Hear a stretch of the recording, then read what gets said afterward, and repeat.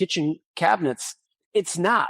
We have to get on our knees and receive our Lord on our tongue, because that is utmost reverence for our King, right? Who would think 1,000 years ago, if you go to see a king, right? So let's go back in a time machine, go back 1,000 years, and we were going to say, okay, you're going to go see King Richard. Well, guess what? If you don't kneel down before that king, you're probably going to die. You can be blessed with the funds to be able to pull these things off. And what's the most dangerous liturgical abuse you've seen that breaks your heart? I think it would be the most dangerous thing is communion in the hand, because it tells us this is nothing. This is just put it in your hand and you consume it.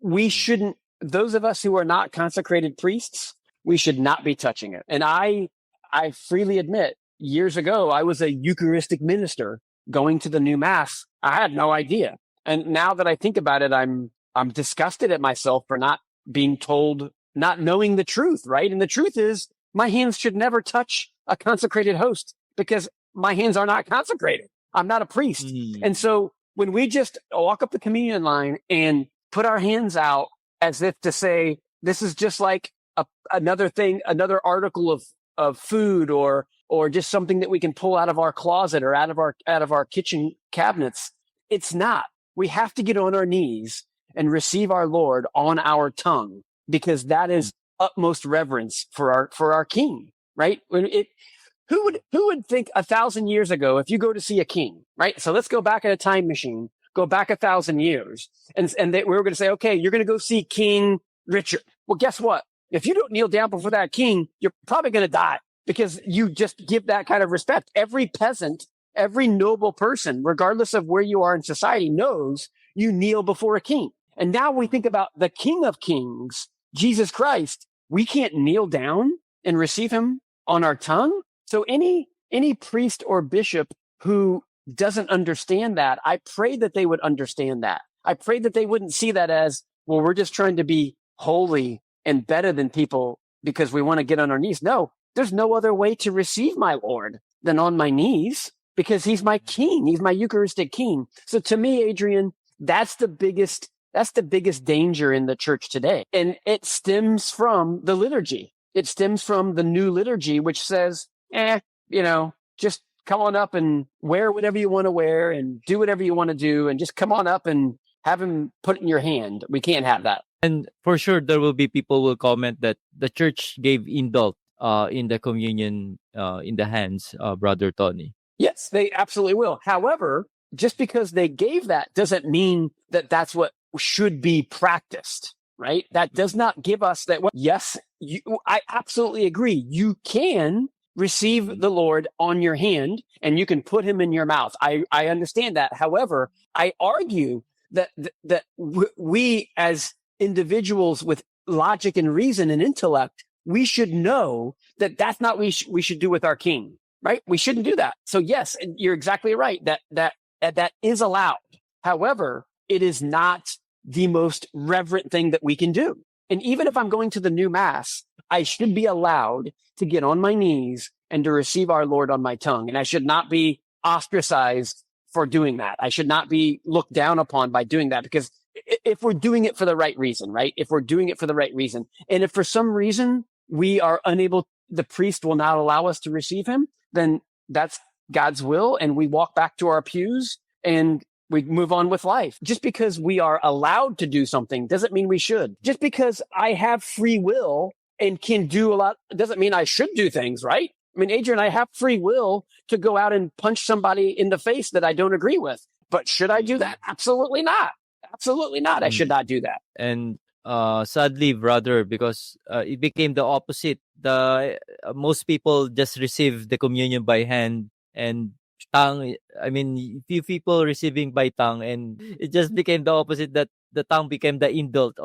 And I think the exception became the rule, right? And that's what's wrong. Is that the exception, just like with Gregorian chant, it clearly stated in the documents that came forth from the Second Vatican Council, and that Gregorian chant had pride of place. It's become the exception and not the rule. That should be what's in every Mass, is Gregorian chant, because it's a beautiful thing. So I think that's what we find. And that's the problem, Adrian, with humanity is we mess things up as humans because we're flawed. I do that every day with my family, and my wife and kids, unfortunately, have to deal with my mistakes. But my goal should be to not just keep making those mistakes, but to do better and to turn away from those mistakes, right? So I can yell at my kids if they're misbehaving, but that should be that doesn't really help the situation. So even though my free will allows me to yell at my kids, but that doesn't mean that I should do that all the time. So we have to really understand, well, the church says I can do this. Well, Right.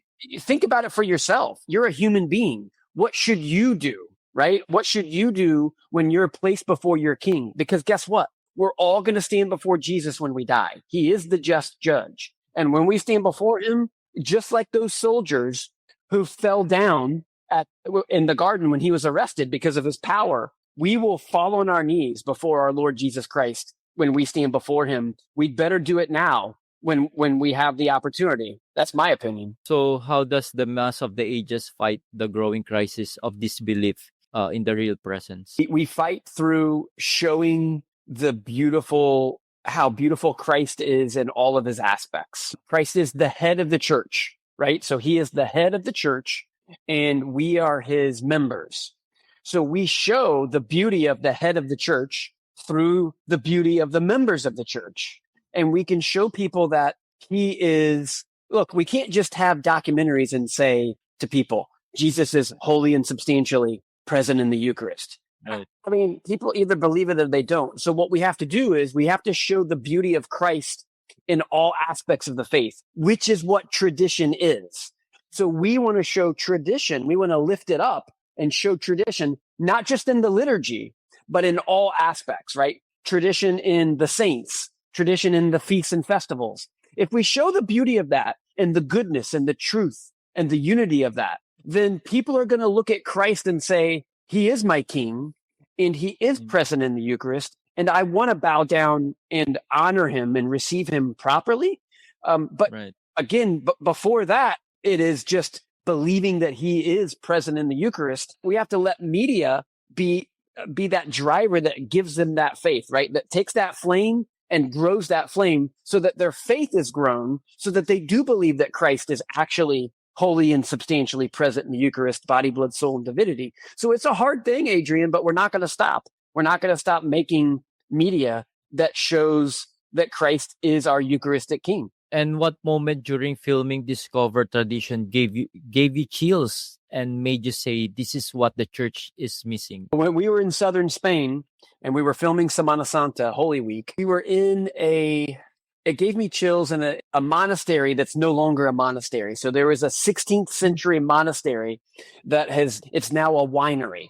So they're making wine in this old monastery that is still very beautiful, but it gave me chills and it just broke my heart that this is the state of the world today, is that we're making wine in what used to be a monastery, a place of God. I think it's just indicative of the battle that we have in front of us, which is we have to show things for what they are and the changes that have happened in these places around the world, and try to let people make that decision for themselves and say, okay, I don't want that to happen to my family members or to my friends or to me. I want to keep tradition alive and not let my body just turn into something that the world uses, which is all this old monastery is. It's deconsecrated, and now it's just a place to make wine, which there's nothing wrong with wine, of course, but it's just not a monastery anymore. And it's a very sad thing. So it really broke my heart to see that.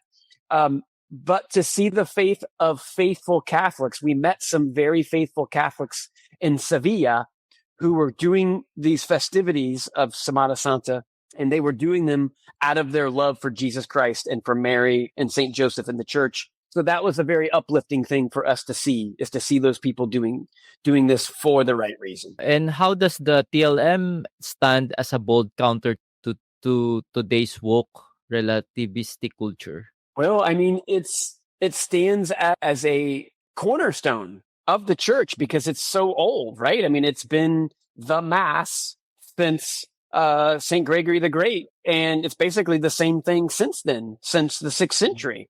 So now we have this over a millennia and a half, right? We've got 1,500 years of this Mass being the cornerstone of our faith, and it's never going to go away. You can restrict it all that you want, but that Mass will never go away, and it will always be a light in this dark world, because there isn't anything more beautiful than the holy sacrifice of the Mass. It's what brings us the closest to God. It's the most right worship that we can have.